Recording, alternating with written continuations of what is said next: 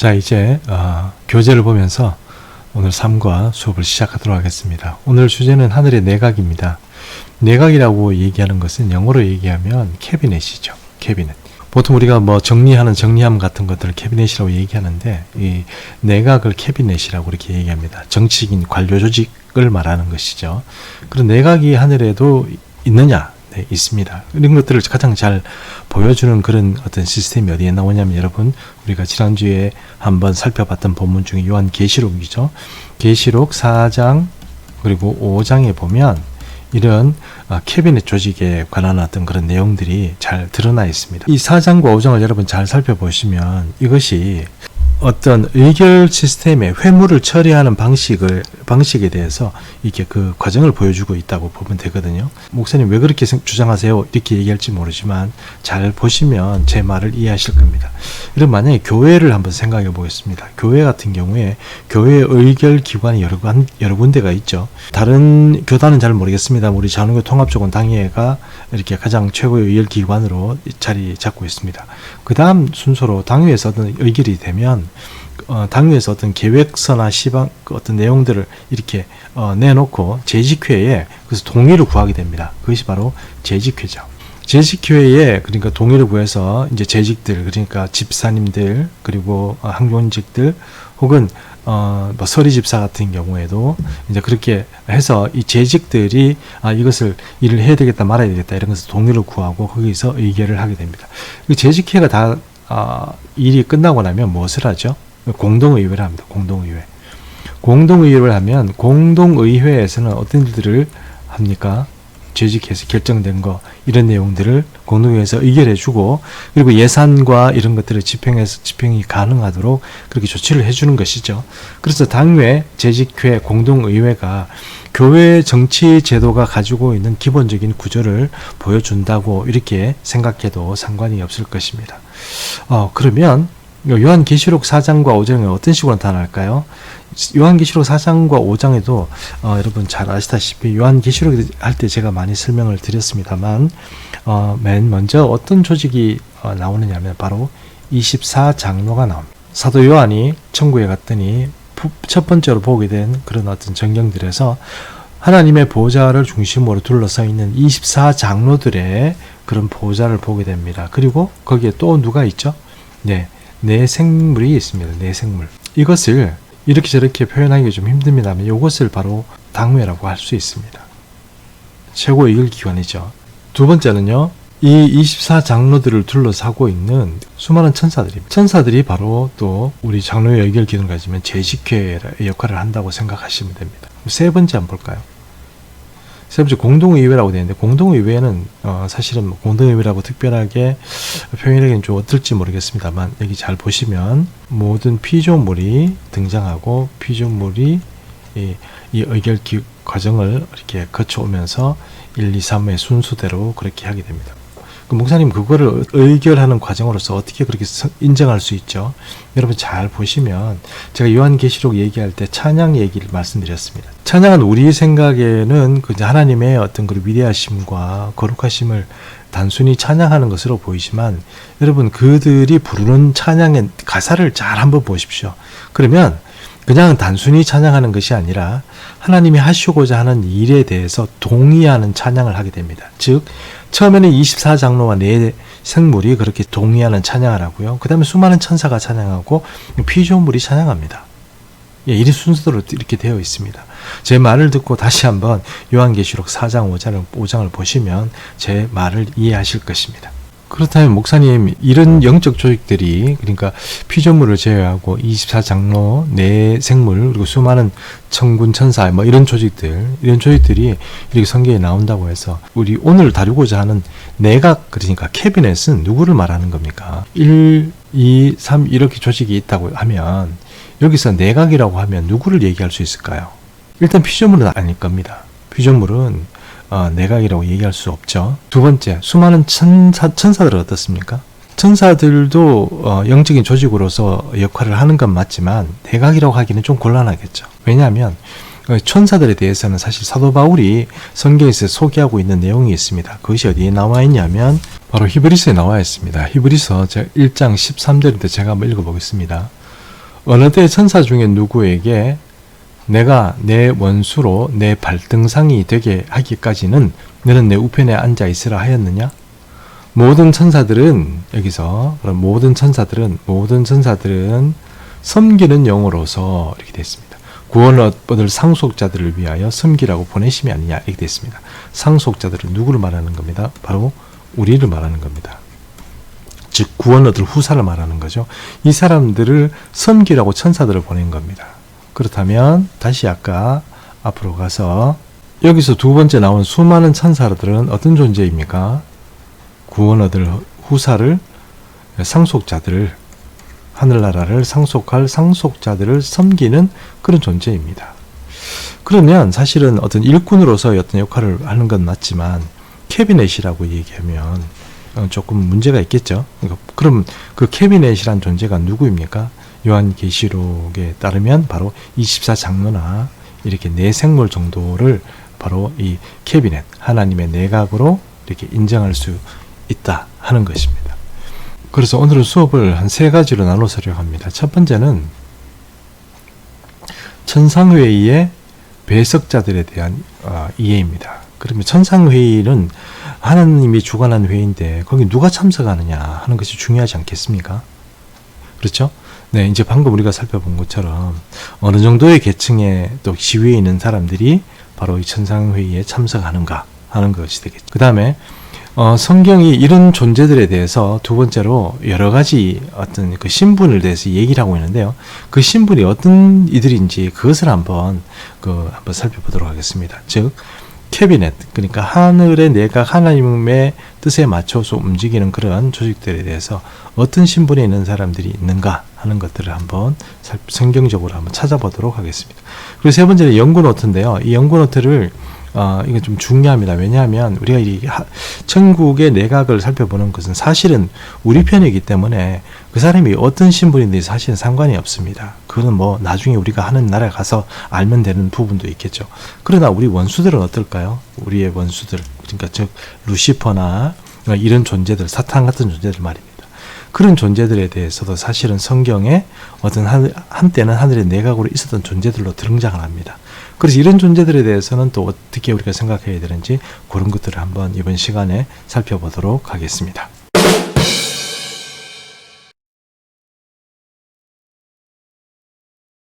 천상회의의 배석자들. 지금까지 신앙생활을 통해서 알게 된 하늘나라의 정보 중에 성경이 분명히 이야기하고 있지만 제대로 인식하지 못한 것들이 있습니다. 그 중에 하나는 하늘에 있는 영적 존재들에 대한 인식입니다. 요한복음 3장 11절 진실로 진실로 내게 이르노니 우리는 아는 것을 말하고 본 것을 증언하노라. 그러나 너희가 우리의 증언을 받지 아니하는도다. 내가 땅의 일을 말하여도 너희가 믿지 아니하거든. 하물며 하늘의 일을 말하면 어떻게 믿겠느냐. 성경이 분명히 말씀하고 있음에도 불구하고 그런 말씀에 대해서는 함구하고 있습니다. 사실상 이런 정보들은 구원에 관한 중요교리라고 볼 수 없기 때문에 이런 말씀에 대해서 연구하는 것이 불필요하게 느껴집니다. 그러나 이런 정보에 대해서 제대로 연구를 하지 않으면 성경이 말씀하는 여러 가지 상황에 대한 이해가 부족해지고 깊이 있는 성경 연구가 불가능합니다. 오히려 성경이 말하는 여러 약속과 언약에 대해 겉도는 인식을 가질 수도 있습니다. 우리가 왜 이런 배석자들을 연구하고 이야기를 하냐면 예수님, 그러니까 즉 하나님께서 천국 자체를 통치하는 방식이 있습니다. 그렇겠죠. 그 방식에 대해서 우리가 전혀 알지 못한다 그러면 예수님께서 어떻게 우주를 움직여 가시는지 이런 일에 대해서 우리가 이제 문의하게 돼 있죠. 어떻게 생각하면 그런 것들은 뭐 하나님께 다 맡기면 되는 거 아니냐 이렇게 생각할 수도 있습니다. 그러나 예수님께서는 이 두 가지를 다 알려주고 싶다 하는 것이죠. 그런데 문제는 사람들이 땅의 일도 모르고 하늘의 일도 모른다 하는 것입니다. 그렇죠? 네. 지난주에 했던 내용 중에 신들의 모임에 대해서 한번 살펴봤었는데요. 조금 더 살펴보도록 하겠습니다.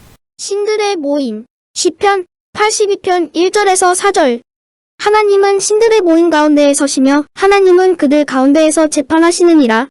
너희가 불공평한 판단을 하며 악인의 낫보기를 언제까지 하려느냐. 가난한 자와 고아를 위하여 판단하며 곤란한 자와 빈궁한 자에게 공의를 베풀지며 가난한 자와 궁핍한 자를 구원하여 악인들의 손에서 건질지니라 하시는도다. 자, 지난주에 연구 노트 부분에서 이 시편 82편을 한번 나누었습니다. 그래서 신들의 모임 가운데 하나님께서 재판하러 서신다는 그런 어떤 성경 본문을 다루었는데요. 이런 신들의 모임이 있다는 것과 하나님께서 이들에게 정치를 맡기고 이 정치를 잘하느냐 못하느냐를 따지신다는 것을 여러분 염두에 두실 필요가 있습니다. 그 다음에 이제 조금 더 우리가 이런 영적 존재들, 특별히 하늘의 캐비넷이라는 하늘의 장관들 혹은 내각들, 이런 사람들의 신분이 어떤 사람인가를 성경을 통해서 조금 더 공부를 해보면 이렇습니다. 천군, 곧 만국의 장관. 시편 103편 19절에서 21절. 여호와께서 그의 보좌를 하늘에 세우시고 그의 왕권으로 만유를 다스리시도다.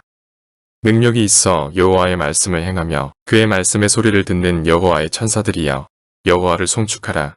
그에게 수종들며 그의 뜻을 행하는 모든 천군이여 여호와를 송축하라. 천군, 곧 하늘의 제후.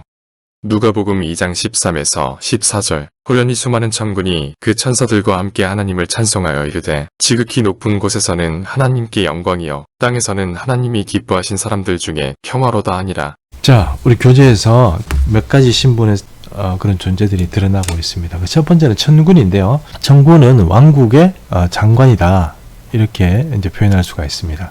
천군이라고 하는 것은 원래 이제 기본적으로 얘기를 하면, 여기 제가 임금군자를 썼죠. 임금군자를 썼는데, 이게 왜 임금군자를 쓰냐 하면, 우리가 지금까지는 천군이라는 그 존재 자체를 군대 조직으로서의 어떤 그런 시스템을 가지고 있는, 정치조직으로서 가지고 있는 것이라고 생각했는데, 사실 이 천군이라는 이 조직 자체가 성경적으로 보면 가장 중요 조직으로 차지하고 있다는 것을 한번 생각해 볼 필요가 있습니다. 여기 보면 시편 103편 19절에 보면 여호와의 천사들이라는 표현이 나오죠. 여호와의 천사들의 엔젤이라는 표현이 나옵니다. 그리고 그에게 수중들며 그의 뜻을 행하는 모든 천군이라는 말도 나오거든요. 그러면 천사와 천군은 서로 같은 조직이 아닙니다. 그러니까 천군은 따로 있고 천사가 따로 있는 것이죠. 그래서 여기 보면 여기 호스트라고 되어 있죠. All his host. 예, 호스트란 말은 이게 군이란 말도 있지만 보통 주인이란 말도 있죠.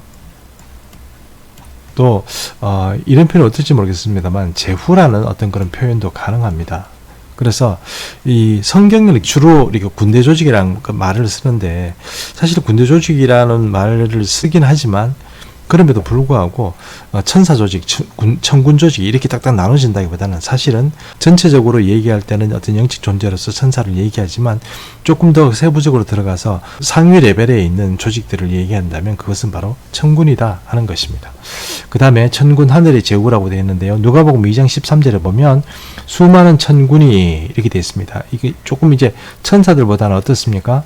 조금 더 주도권이 더 있는 거죠. 뭔가 천사들이라는 그런 조직보다는 뭔가 천군이라는 조직이 하나님과 계급상 좀 더 가까운 조직이라는 것을 알 수 있습니다. 그래서 여기 보면 누가복음 2장 13절 보겠습니다.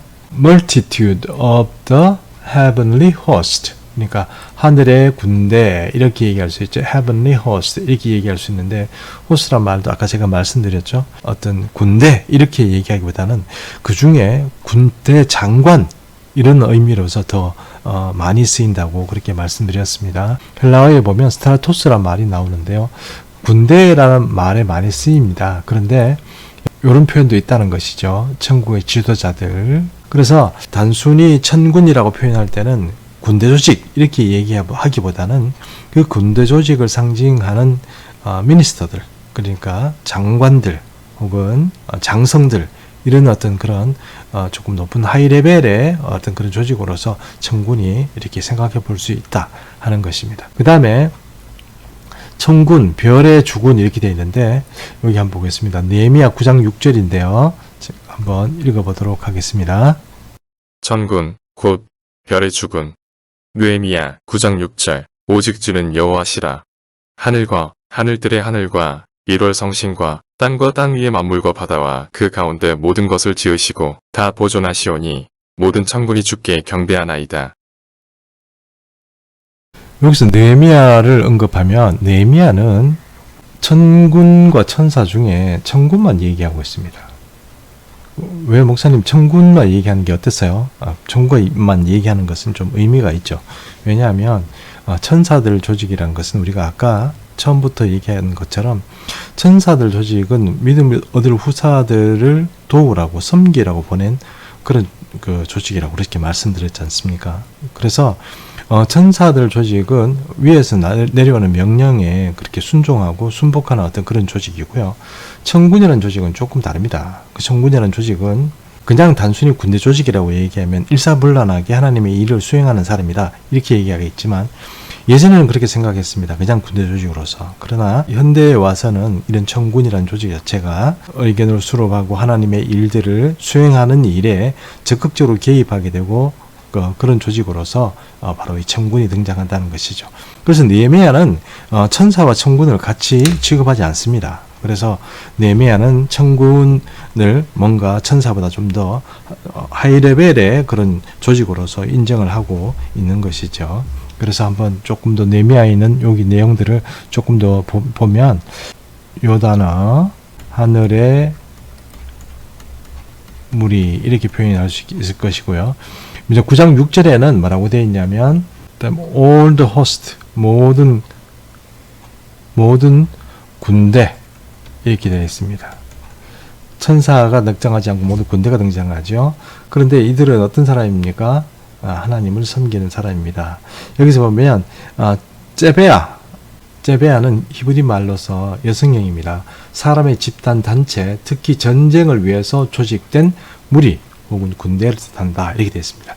제베아라고 이 말이 바로 그 히브리에서 바로 천군이란 말의 어원이라고 보시면 되겠습니다. 자, 그러면 고대 사람들 중에 특별히 이제 성경에서 보면 천군과 천사들이 어떻게 틀린가 하는 것을 그 생각을 어떻게 하고 있는가 한번 그 틈을 한번 보도록 하겠습니다. 느부갓네살의 꿈. 갈대아를 고대 세계의 중심지로 올린 느부갓네살은 궁중정원과 같은 상상 이상의 과업을 이룬 왕이었습니다. 세상을 발 아래 두었던 이 왕은 특별한 시기에 실각을 하는 일이 생겼습니다. 놀랍게도 그 일이 사전에 느부갓네살의 꿈을 통해 예견되었고 그 꿈을 다니엘이 해석하는 내용이 다니엘서 4장에 등장합니다. 느부갓네살은 자신의 실각과 복권을 꿈으로 계시받고 다니엘을 통해 알게 되었습니다. 실제로 그 꿈이 자신에게 성취된 후에 바로 다니엘서 4장의 조서로 자신의 심경을 공개하게 됩니다. 한마디로 다니엘서 4장은 지상 최고의 자리에서 실각해서 짐승처럼 지내다가 다시 하나님의 능력으로 복권한 느부갓네살이 체험한 만군의 여호와에 대한 간증을 담고 있는 간증서라고 할 수 있습니다. 다니엘 4장 1에서 2절. 느부갓네살 왕은 천하에 거주하는 모든 백성들과 나라들과 각 언어를 말하는 자들에게 조서를 내리노라. 원하노니 너희에게 큰 평강이 있을지어다. 지극히 높으신 하나님이 내게 행하신 이적과 놀라운 일을 내가 알게 하기를 즐겨하노라. 다니엘 4장 초반의 시작은 느부갓네살이 사람들에게 여호와에 대해서 자신이 알게 된 진실을 사람들에게 꼭 전하고 싶어하는 간절한 마음이 느껴집니다. 다니엘 4장 34에서 35절. 그 기한이 참에 나 느부갓네살이 하늘을 우러러보았더니 내 총명이 다시 내게로 돌아온지라.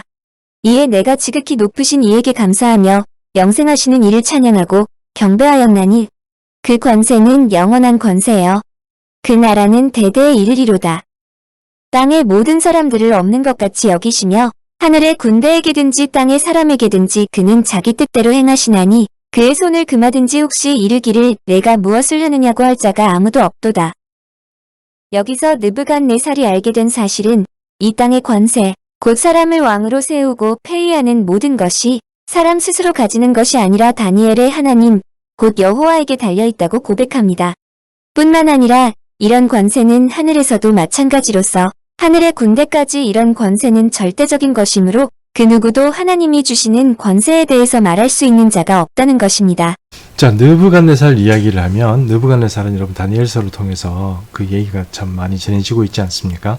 이 느부갓네살은 어쩌면 인류사에서 가장 어떤 화려하고 전적이 많고 업적이 많은 사람이 아닌가 이렇게 생각할 수도 있습니다.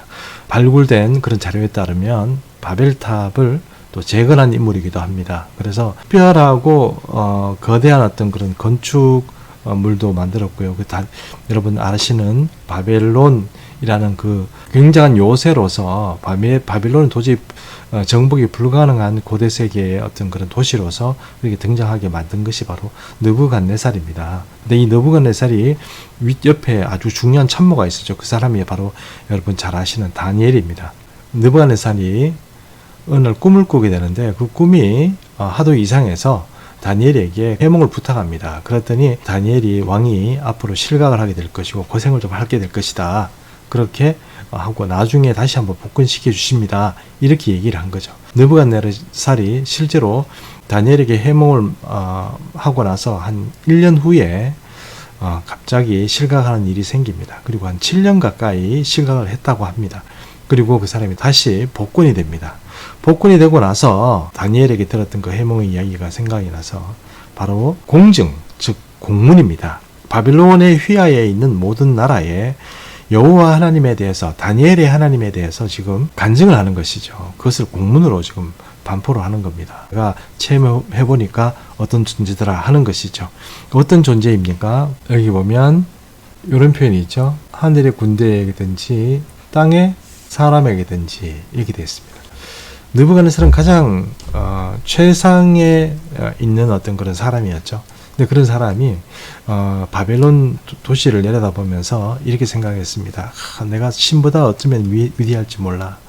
나는 정말 누가 이런 업적을 달성했겠어. 이러다니까 하나님께서 그 느부갓네살을 낮추는 거 아닙니까? 이렇게 낮추었을 때 나중에 돌아와서 생각해 보니까 여기 하늘의 군대에든지 땅의 사람에게든지 이라고 얘기했습니다.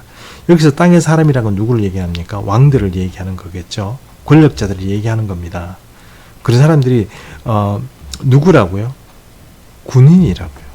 군인입니다. 옛날처럼 우리가 여러분 행정가 이런 사람들이 왕이었다 이렇게 생각하시면 안 됩니다. 여러분 성경에 표현해 보면 우리 성경에 절기에 보면 나팔절이라고 있지 않습니까? 나팔절은 나팔을 불게 되면 왕이 출정을 합니다. 왜요? 세금 거두러 출정을 하죠. 전쟁하러 나갑니다. 그것이 나팔절입니다. 나팔을 불 때 왕들은 무엇을 하느냐? 군대의 수장으로서 전쟁을 하러 나가는 거죠. 고대에 있어서 이 왕이라는 것, 땅의 사람이든지 이렇게 표현을 하면 이건 바로 왕들을, 권력자들을 얘기하는 겁니다. 그러면 그것이 여기에 보면 하늘의 군대든지 이렇게는 이 하늘의 군대라는 표현에서 나오는 하늘의 군대를 누구를 얘기하는 것입니까? 우리가 봤던 천군을 얘기하는 것입니다. 이런 것도 누가 주도권을 가지고 권력을 주고 뺏고 한다고요? 느부갓네살이 고백하건대 그것은 하늘의 하나님 여호와가 그렇게 하는 것을 내가 이제 알았다. 이렇게 얘기를 하는 것입니다. 하늘에 기록된 장자들 히브리서 12장 22에서 23절 그러나 너희가 이른 곳은 시온산과 살아계신 하나님의 도성인 하늘의 예루살렘과 천만 천사와 하늘에 기록된 장자들의 모임과 교회와 만민의 심판자이신 하나님과 및 온전하게 된 의인의 영들과 공동 번역입니다. 그러나 여러분이 와 있는 곳은 시온산이고 살아계신 하느님의 도성이며 하늘의 예루살렘입니다. 거기에는 수많은 천사들이 있고 잔치가 벌어져 있고 또 하늘에 등록된 장자들의 교회가 있고 만민의 심판자이신 하느님이 계시고 완전히 올바른 사람들의 영혼이 있습니다. 자, 여기서 등장하는 조금 이제 설명하기 곤란한 그런 어떤 조직들이 있습니다. 그것이 바로 장자들의 교회라는 의미인데요. 장자들의 교회라는 것이 어떤 의미일까요? 그것이 사실은 좀 해석하기는 좀 곤란합니다. 사도 바울은 사람들이 나중에 하나님의 산, 그러니까 시온산 예루살렘에 모여서 하나님과 어떤 특별한 어떤 그런 회합을 하게 되는데 그때 하나님과 또 거기에 모이게 되는 어떤 여러 존재들에 대해서 얘기를 합니다. 여기 있는 내용들을 조금 살펴보면 이렇습니다. 여러분이 와 있는 곳은 시온산입니다. 첫 번째, 시온산. 지금 하나님의 도성입니다. 하나님의 도성입니다. 시온산인데 하나님의 도성입니다. 하늘의 어디입니까? 예루살렘입니다. 거기에는 수많은 천사들이 있습니다. 그리고 잔치가 벌어지고 있고요. 또 하늘에 등록된 장자들의 교회가 있습니다. 장자들의 교회. 그 다음에 만민의 심판 되신 하나님이 계시고 완전히 올바른 사람들의 영혼이 있습니다. 이것들이 바로 우리가 이제 믿음의 생활이 끝이 나고 나면 그렇게 가게 되는 것인데, 지금 당장 이 장자들의 다른 것들은 사실 별로 문제가 안 되는데, 우리가 한 번도 생각해 보지 못한 장자들의 교회란 건 어떤 의미일까요? 여기서 장자들의 모임이라는 것은 장자된 이스라엘을 상징할 수도 있습니다. 그러면 하늘에 있는 그런 존재들은 죽은 존재입니까? 그렇지 않겠죠. 살아있는 조직입니다. 살아있습니다. 육신은 없지만 하나님과 같이 있습니다. 그들의 조직을 말하는 것이 아닌가 하는 것입니다. 그럼 그들의 조직이 하나님과의 어떤 그런 내각으로서의 어떤 역할을 하는 것일까요? 한다고 봐야 되겠죠. 여러분 요한계시록에도 보면 순교자들이 하나님께 청혼하지 않습니까? 그런 것처럼 그런 어떤 영향을 미치는 그런 역할을 한다고 할 수 있는 것입니다. 물론 내각이라는 의미로서, 그러니까 하나님의 어떤 내각 캐비넷으로서의 역할을 한다 이렇게 말하기는 좀 어렵습니다만, 그럼에도 불구하고 이런 조직들이 하늘에 있을 가능성이 많다 하는 것입니다. 자, 그 밑에 제가 원문을 좀 가져왔는데요. 거기 한번 보겠습니다. 여기서 보면 장자들의 교회입니다.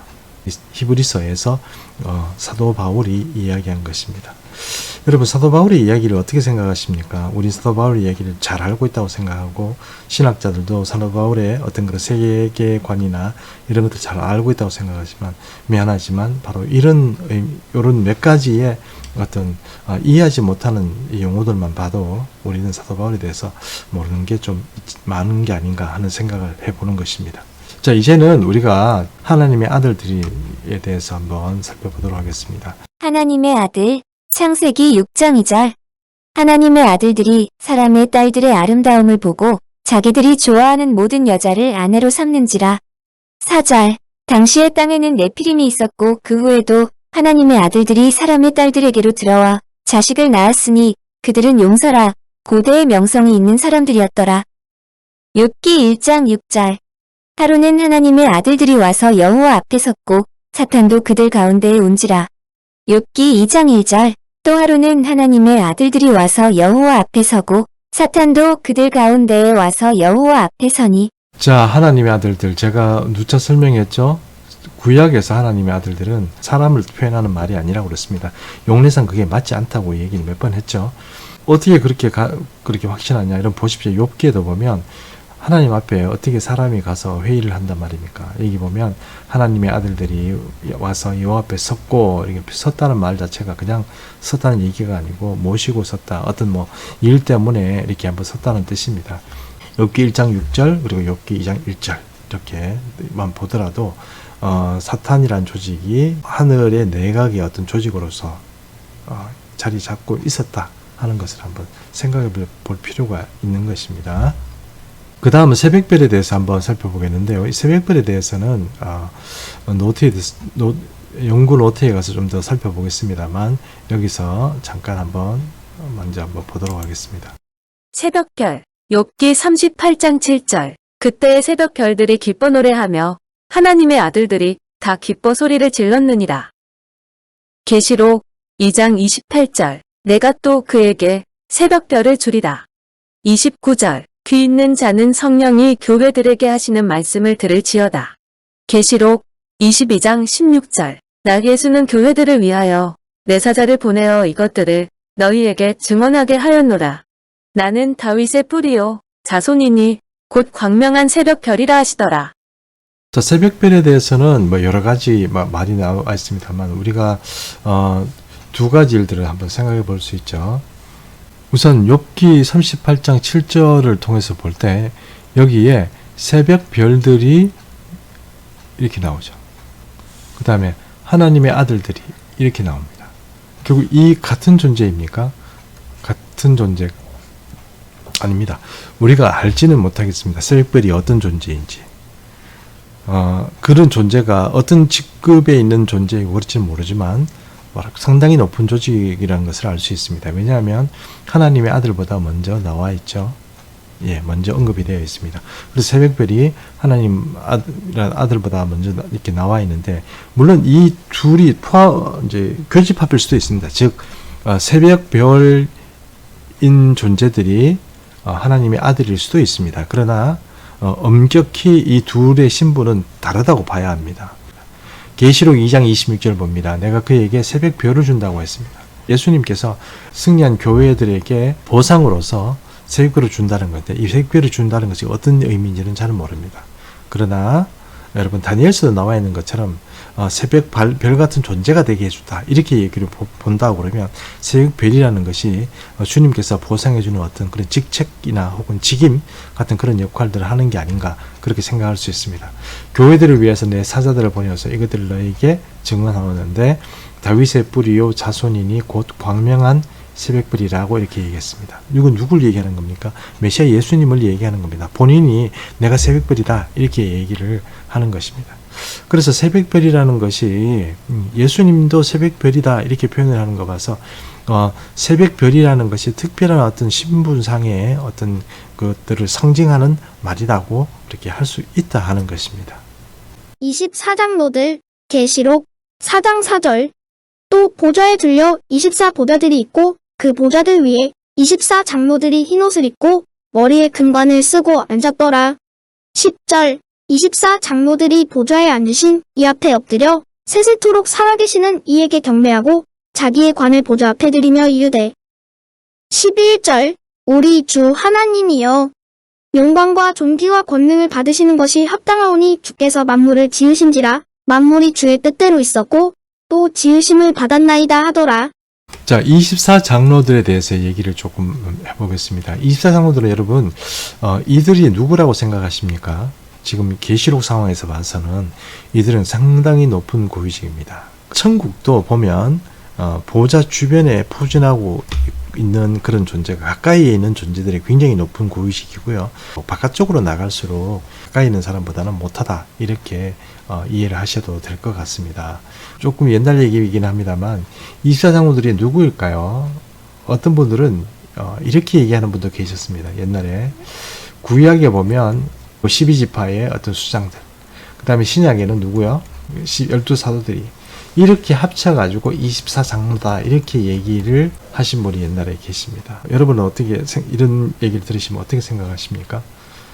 이게 사실이라고 여겨지는 부분도 있습니다. 그러니까 오해를 할 수 있는 만한 그런 이야기가 있을 수 있는데, 왜냐하면 예수님께서 이 바로 12사도를 데리고 나중에 왕노릇하리다, 재판한다고 그렇게 말씀하셨기 때문에 이들이 바로 24장로 중에 하나인 게 아닌가, 이렇게 생각하지만 사실은 그렇게 말하기는 좀 힘듭니다. 그래서 24장로들은 그보다는 훨씬 더 야곱의 12아들이나 두 사도보다는 훨씬 더 앞선 존재들입니다. 이 존재들이 바로 하나님의 캐비넷으로서 자리를 잡고 있었다 하는 것입니다. 엘로힘. 창세기 1장 26절. 하나님이 이르시되 우리의 형상을 따라 우리의 모양대로 우리가 사람을 만들고 그들로 바다의 물고기와 하늘의 새와 가축과 온 땅과 땅에 기는 모든 것을 다스리게 하자 하시고. 창세기 11장 7절. 자, 우리가 내려가서 거기서 그들의 언어를 혼잡하게 하여 그들이 서로 알아듣지 못하게 하자 하시고. 자, 여기서 보더라도 우리가 이제 엘로힘이라는 그 지난 시간에 좀 공부를 좀 했습니다. 그래서 여기서 우리라는 이런 표현들이 여기도 등장하고 여기서 우리가 내려가서 이런 표현들이 등장하죠. 예, 이것들이 이렇게만 생각해도 엘로힘이라는 존재가 하나님을 뜻하는 말이긴 하지만 그것이 어떤 경우에는 신들의 집합체처럼, 그러니까 그 회의나 어떤 그 조직의 어떤 단체처럼 그렇게 쓰인다 하는 것을 우리가 좀 이해를 했으면 좋겠습니다. 그래서 지금까지 성경에 나와 있는 어떤 그런 신적 존재, 특별히 내각이라고 불릴 만한 조직들이 성경에서는 어떤 식으로 등장하는가 하는 것들을 한번 살펴봤습니다. 이제 연구 노트 한번 보도록 하겠습니다.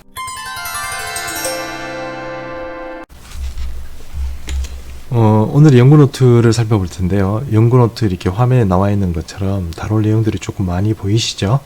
어려운 내용들은 없습니다. 그리고 예전에 공부를 조금 우리 함께 하셨던 분들은 제가 설명한 부분도 있고 이러기 때문에 잘 이해되시리라고 생각을 합니다. 우선 우리가 좀 읽어야 될 부분부터 한번 듣도록 하겠습니다. 연구 노트. 이번 시간에 우리는 천상의 회의에는 우리가 미처 생각하지 못했던 존재들이 참석하여 하나님의 경륜에 참여한다는 사실을 이해하게 되었습니다. 우리가 아직은 이런 존재들에 대해서 명확하게 규명하지는 못하지만 그럼에도 불구하고 이런 존재들이 하나님의 경륜과 인류의 역사에 직간접으로 참여하였다는 사실을 알 수 있었습니다.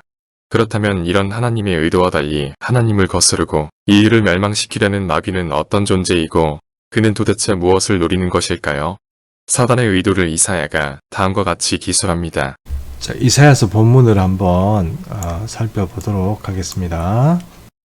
이사야 14장 12절. 너 아침의 아들 계명성이여 어찌 그리 하늘에서 떨어졌으며 너 열국을 엎은 자여 어찌 그리 땅에 찍혔는고. 13절. 내가 내 마음에 이르기를 내가 하늘에 올라 하느니의 무별 위에 내 자리를 높이리라. 내가 북극 지폐의 산 위에 앉으리라. 14절. 가장 높은 구름에 올라가 지극히 높은 이와 같아지리라 하는도다. 15절. 그러나 이제 내가 쏠 곧 구덩이 맨 밑에 떨어짐을 당하리로다. 자, 여기서 문제가 되는 내용은 바로 이 아침의 아들 계명성이란 말이죠. 그동안 신학자들도 말이 많았고요. 또 그리고 이것을 지금 어떻게 이번 시간에 좀 정리를 해야 될 내용입니다. 마귀는 분명하고 사탄은 분명한데 이것을 가지고 설왕설래할 이유가 별로 없는데 사실 이것 때문에 좀 이렇게 헷갈려하는 분들도 계시고 조금 똑똑하다는 신학자들 간에도 이것이 이견이 많습니다. 그래서 이것도 한번 우리가 정리를 하고 가는 게 좋을 것 같습니다. 그래서 문제를 하나씩 보면서 이 문제를 해결해 보도록 하겠습니다. 자, 첫 번째 질문입니다. 12절에 언급된 계명성의 의미는 무엇입니까? 이렇게 됐습니다. 우선 이 문제를 해결하기 전에 이것은 좀 설명이 좀 많이 필요하기 때문에 그 밑에 있는 2번부터 먼저 보도록 하겠습니다. 이제 두 번째 질문입니다. 12절에 이 존재는 세상에서 어떤 존재입니까? 이렇게 되어 있습니다. 어떤 존재입니까? 12절에 보니까 이 존재는 하늘에서 떨어졌다고 되어 있습니다. 하늘에서 떨어졌는데 그러니까 원래 영적 존재였다는 것이죠. 영적 존재였는데 이게 땅으로 내려와서 어떤 일을 벌이냐면 열국을 엎어버렸습니다. 열국을 망친 자입니다. 그래서 열국을 엎은 자. 자, 열국을 엎었기 때문에 이 열국을 엎다 보니까 하나님께서 이 존재를 결국은 심판을 하실 것입니다. 왜요? 열국을 엎었기 때문에 그렇습니다. 이게 요한계시록에도 보면 맞죠? 요한계시록에도 보면 우리가 요한계시록 4장과 5장에 보면 회의가 하늘에 허전 회의가 나온다고 그랬지 않습니까? 여기 보면 어떻게 해요? 땅을 망치는 자들을 심판하겠다고 그렇게 표현이 나온다고 했습니다. 그럼 결국은 그것들이 누구냐면 바로 이 계명성이라는 존재입니다. 그럼 이제 이번에는 다시 거꾸로 올라가서 1번을 한번 문제를 한번 해결해 보도록 하겠습니다. 1번이 묻고 있는 이야기는 누구에 관한 이야기냐면 바로 아침의 아들 계명성이라고 했는데 이것을 KJV 킹 제임스 버전이라고 그러죠. 킹 제임스 버전에서는 이것을 뭐라고 얘기를 하냐면 바로 이 루시퍼라고 얘기를 합니다. 이 서구에서는 루시퍼란 말 자체가 어떤 말입니까? 이게 바로 우리가 흔히 말하는 사탄이란 말입니다. 그러니까 사탄의 이름이 뭐냐? 사탄의 이름이 네임이 뭐냐? 루시퍼다. 이렇게 얘기하는 것이죠. 킹 제임스 버전을 좋아하시는 분들은 이 루시퍼라는 말 자체가 킹 제임스 버전이 또 굉장히 잘 말해주는 그런 어떤 용어라고 생각을 합니다. 그러니까 다른 개혁 개정이나 우리 통합 측에서는 킹 제임스 버전 쓰는 분들이 이 루시퍼라는 말 쓰는 것을 별로 그렇게 좋아하지는 않습니다만 논란이 많이 있는데요. 그런 논란으로 좀 정리해 보도록 하겠습니다. 이 논란이 왜 문제가 되냐면 아침의 아들 계명성이라는 말 자체가 어떤 경우는 예수님이란 말이 되고 어떤 경우에는 바로 사탄이란 말이 되기 때문에 그렇습니다. 그렇게 정확하게 정리를 하지 않으면 예수님 이꼴 사탄 이꼴 이렇게 되는 거죠. 그래서 그런 내용들을 좀 정리를 해야 됩니다. 그래서 오늘 이번 시간에 그런 것들을 한번 정리해 보도록 하겠습니다. 그러면 첫 번째, 루시퍼의 원래 의미는 빛을 가져오는 존재라는 뜻입니다. 여기 라틴어 루시퍼, 그러니까 루시퍼란 말 자체는 라틴어입니다. 루시퍼라는 빛이란 뜻이고요. 우리로 말하면 럭스 이렇게 얘기하죠. 그 럭스가 얼마나 되느냐, 그 빛의 농도가 얼마나 진하냐, 뭐 약하냐 이런 얘기를 할 때 럭스라고 많이 하지 않습니까? 그 라틴에서 온 얘기거든요. 그러니까 가져오다라는 뜻으로 동사, 그러니까 페로라는 말하고 합쳐져 가지고 빛을 가져오는 자라는 뜻을 가지고, 또 시적 표현으로는 새벽별, 금성 또는 샛별, 이렇게 문체적으로 얘기하면 계명성 이렇게 얘기를 하는 것이고요. 그래서 라틴어에서 사용되어 왔다는 것입니다. 그래서 이 표현을 보면 루시퍼라는 표현은요, 럭스란과 페로란 말을 합쳐서 빛을 가져오는 자 이렇게 설명을 했다 하는 것입니다. 의미상으로 봐서는 그렇게 나쁜 의미는 아니죠. 그런데 이것이 이사야 말씀에 이렇게 했죠. 이사야 14장 12절 말씀인데요. 이거 조금 아까 있던 버전과는 다른 표현입니다. 너 새벽을 여는 샛별 바벨로나, 이건 조금 우리가 이제 좀 현대적으로 번역을 한 것 같은데, 내가 그 높은 하늘에서 떨어졌다니 이게 웬일이니? 내가 세계 만민에 둘러 엎더니 이제는 너 자신이 땅바닥에 나뒹굴고 있느냐 하는 것입니다. 그러니까 이 바벨론 왕을 지칭한다 이렇게 해서 이 표현을 해서 바벨론 왕이 표현하는 거지 루시퍼나 사탄을 얘기하는 게 아니다 이렇게 얘기를 하는 것입니다. 과연 그럴까요? 한번 더 조금 더 정리해 보도록 하겠습니다. 이 루시퍼라는 말은 히브리 원어로는 헬렐이란 말입니다. 그 빛이라는 뜻이에요. 그래서 아침, 계명성, 샛별로도 번역이 됩니다. 뭐가요? 헬렐이. 먼저 한번 볼까요? 여기 있습니다. 헬렐이라는 표현이 있습니다. 그리고 헬렐 벤 샤하르라고 되어 있는데, 벤이란 말은 여러분 말씀은 우리 아들입니다. 아들. 샤하르란 말은 히브리 말로 아침이라는 뜻입니다. 결국 빛나는 아침의 아들 이런 뜻이 되겠죠. 그래서 이거를 또 계명성이다 이렇게 얘기를 합니다. 그런데 이 헬렐이란 말을 라틴어로 번역을 하면서 사탄을 상징하는 고유명사인 루시퍼로 만들어버렸어요. 잘못 만든 겁니다. 문제는 그것을 고유명사화 시켜버렸습니다. 그러니까 빛을 내는 존재다 이렇게 얘기를 하면 괜찮은데, 그것은 사탄이 루시퍼다 이렇게 되는 거예요. 그래서 문제는 이렇게 킹제임스 버전에서는 사람들이 사탄의 이름이 루시퍼다고 얘기하고, 또 킹제임스 버전을 그렇게 신뢰하지 않은 다른 사람들은 그게 아니다, 루시퍼는 계명성이라고 하더라도 그렇게 빛나는 존재라는 것으로서 그것을 설명한 것이지 사탄의 이름이 아니다, 루시퍼라는 사탄은 없다 이렇게 얘기를 하는 것이죠. 자, 요 네 번째 이야기를 좀 해야 되는데, 그 네 번째 얘기하기 전에 다른 얘기를 조금 먼저 좀 하고 네 번째 이야기를 또 마무리 짓겠습니다. 결론적으로 얘기를 하면 이사야 본문이 말하고 있는 이 계명성은 사탄이 맞습니다. 그러나 그 사탄의 이름이 루시퍼는 아닙니다. 그래서 이런 말들이 좀 이렇게 왔다 갔다 하니까 조금 머리 아프다고 생각하는 현대신학자들은 뭐라고 얘기하냐면, 그거 사탄 얘기하는 거 아니야, 그것은 바벨론 왕 이야기하는 거다 이렇게 얘기하는 겁니다. 자, 결국은 결론적으로 얘기를 하면 헬렐이란 말을 해석을 잘못하는 바람에 이런 문제가 생긴 것입니다. 그러면 다시 이제 앞으로 문제로 돌아와서 13절에 보면 북극 지폐의 산은 어디를 말합니까? 이렇게 되는데, 북극 지폐의 산이라는 것이 여러분 요거는 조금 옛날 고대 사람들의 생각을 조금 이제 적어 봐야 될 텐데요. 고대 사람들의 생각을 한번 조금 적어 보겠습니다. 올림푸스 산 아시죠? 올림푸스 산은 어떻습니까?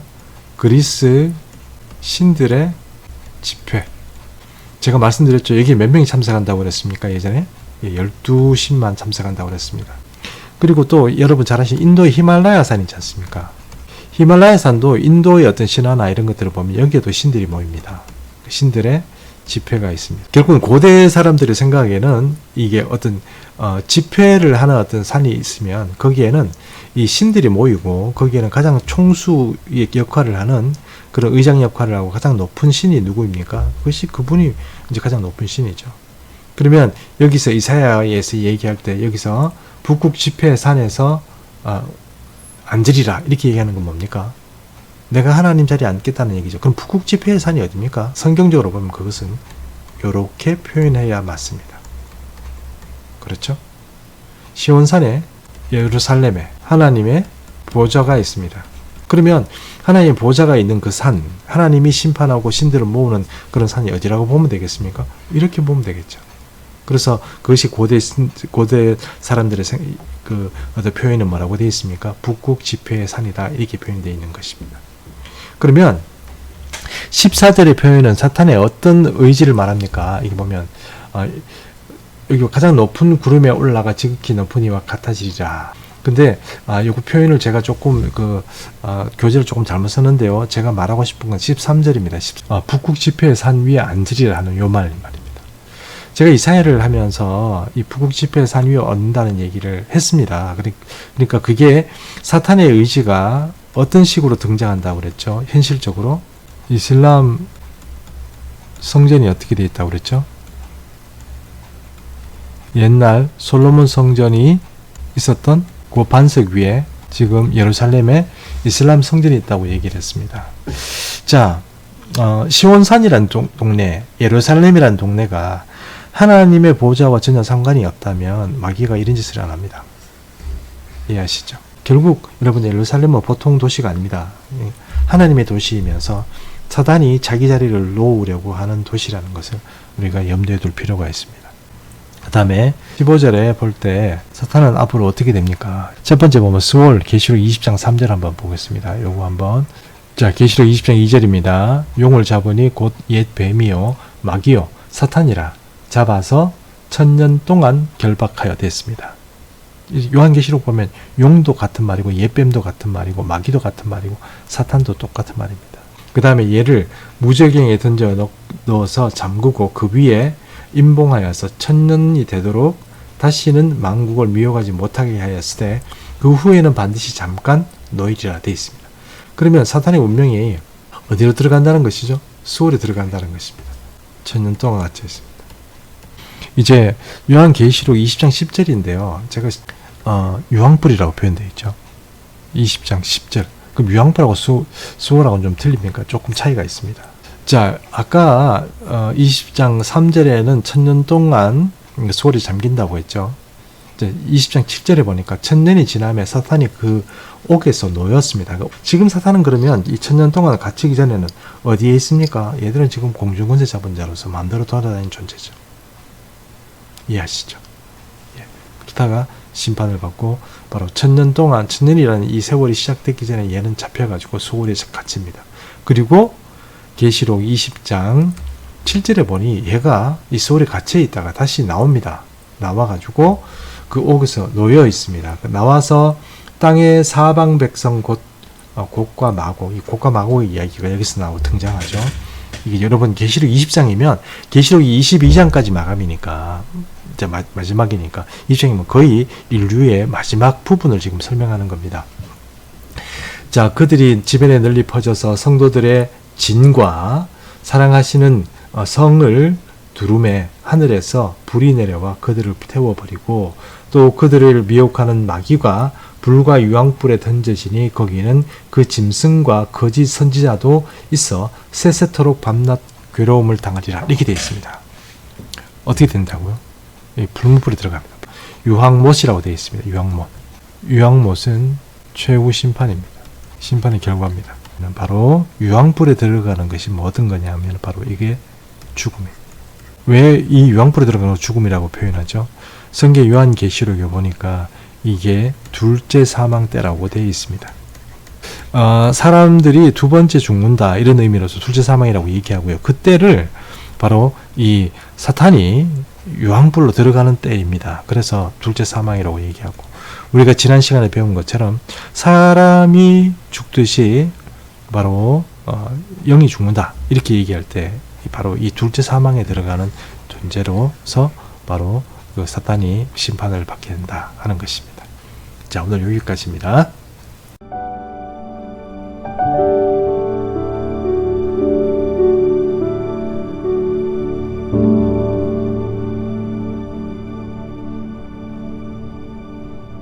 이제 몇 마디 말씀을 드리고 이번 강의를 마무리하겠습니다. 이번 3강은 어떠셨습니까? 나름대로 잘 설명한다고 애는 썼는데 이해가 잘 되셨는지 궁금합니다. 저번 2강에서는 하늘의 어전회의에 대해서, 이번 3강에서는 그 회의에 참석하는 하늘나라의 내각에 대해서 살펴보았습니다. 특히 이번 강의에서 다룬 하늘의 내각에 대해서는 이해하기 어려운 부분이 분명히 있습니다.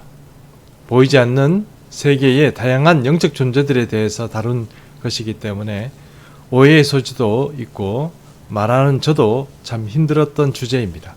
아무리 대단한 학자라고 하더라도 이런 부분을 자신 있게 말할 분은 없을 것입니다. 사람들은 온 우주와 피조 세계에서 하나님과 주로 우리 사람밖에는 의미 있는 존재가 없다고 생각합니다.